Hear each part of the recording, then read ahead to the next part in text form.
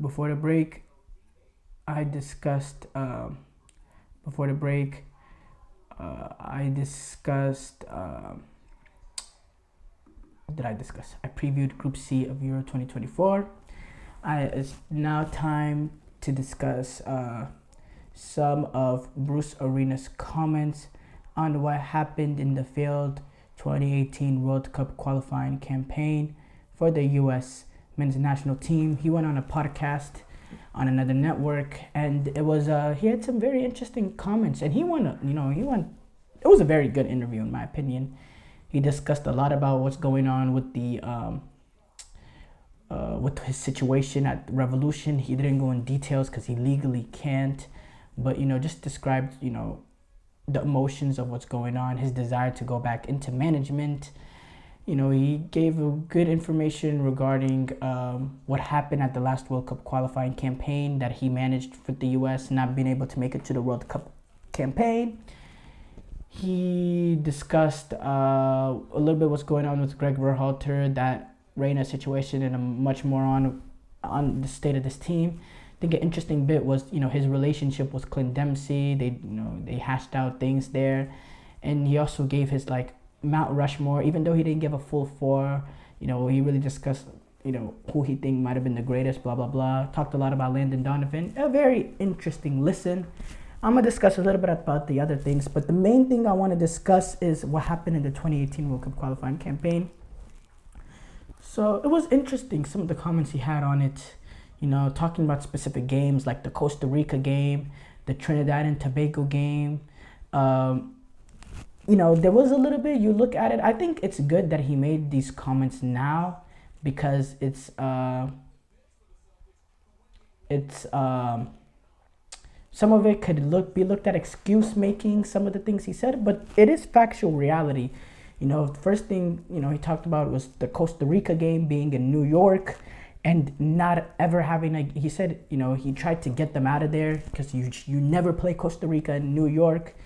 You never put yourself in that position, because you're putting yourself in a position of playing a game that's, predominantly Costa Rican fans, because of the influence, the Hispanic influence on that coast, New York being the city that it's in. If you play a team like Costa Rica, you're putting that game in Colorado like they did at the 2014 World Cup qualifier with the snowstorm, or you're doing it with what you do with Mexico, put them in Columbus.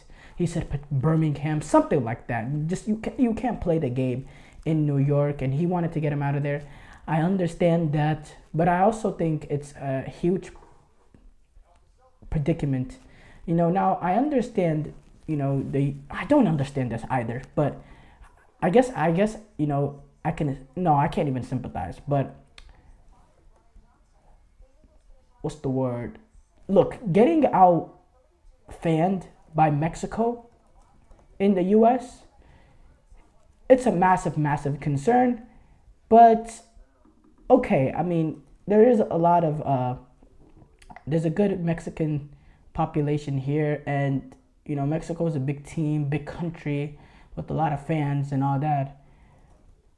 Costa Rica is a country that has a population of 5.1 million people, this is something that was reported in 2022, this 2022 census, 5.181 million. For the U.S. to be in position to play any game within the U.S. and to get to be outfanned by Costa Rica, it's really a joke, and really sad place that the U.S. men's national team, or the U.S. soccer support find themselves in. And I'm not blaming the fans, because the fans are great. I guess they're just not enough. I don't know what it is. I guess they're just not enough. Maybe the real fans are priced out. I don't know why this is such an issue there. Now it is getting better. The growth of soccer is getting better within the U.S., but you're still playing you're still setting up games in which, in this past World Cup qualifying campaign, we played this game against Mexico. We had to play it in Columbus, because if we were to play it in New York or in Texas or in, God forbid, LA or something, it'd be a Mexico home game. It really would be. And even when we played Mexico when we played them in the Allegiant Stadium, or at the Nations League, or we played them at Sports Authority Field in the Nations League, it's a Mexico, predominantly a Mexican crowd, and this just not enough. It's just not good enough. So I understand what he's saying there. Now, I don't give them excuses for losing that game, because that was a U.S. team that was very poor and performed very, very poorly. But still, I see that. There's also an issue when it comes to, he talked about in that Trinidad game. This was a Trinidad team that was out of it. They were completely eliminated. And the U.S. social media team were posting certain photos on the U.S. men's official Twitter soccer feed, talking about some of the forewater, like taking photos of the foreground. And, it's a tropical season in Trinidad at that point, a lot of rain. And they were just making it, they were like making it seem, degrading the nation of Trinidad a bit. And, it got the Trinidad fans up there. And he described that situation too, which, yeah, I agree with that too, is a very arrogant thing by the U.S. Soccer Federation, whoever was running that social media thing. And he talked about basically, the players also, at the end of the day, we say all this, but the players are the ones that perform on the pitch. And the players were not good enough. Flat out, they were not good enough. There was not enough goals in the team. There was not enough cohesion in the team. Bruce Arena, he said, if they get out of this World Cup qualifying campaign, he needed to change half the squad afterwards. He told his assistant that, and that was just flat out true. And one of the interviewers asked him if why take the job if you thought that lowly of what the situation was. But then again, he took the job after 2 losses. Jurgen Klinsmann lost the first 2 games. So at the end of the day, you could tell that he's taking this job because he would never turn down the U.S. men's national team job. I just think that's just the personality of a guy like Bruce Arena. That's just his personality. That's just his nature, and I really love that, and I really think he is the most accomplished U.S. men's national team coach. He took a U.S. men's national team to a quarterfinal. No other U.S. men's national team manager has come close to those sort of levels, and you go to that quarterfinal, and they really did outplay Germany. They couldn't get the goal into the back of the net. There was a lot of dodgy refereeing decisions, but they did. So I'm not gonna sleep on Bruce Arena's resume. He also discussed his Mount Rushmore. That was interesting. He said, and this is Clint Dempsey sitting right there. He said Pulisic, Donovan, and he said Donovan, Pulisic, and then he didn't really say anybody else.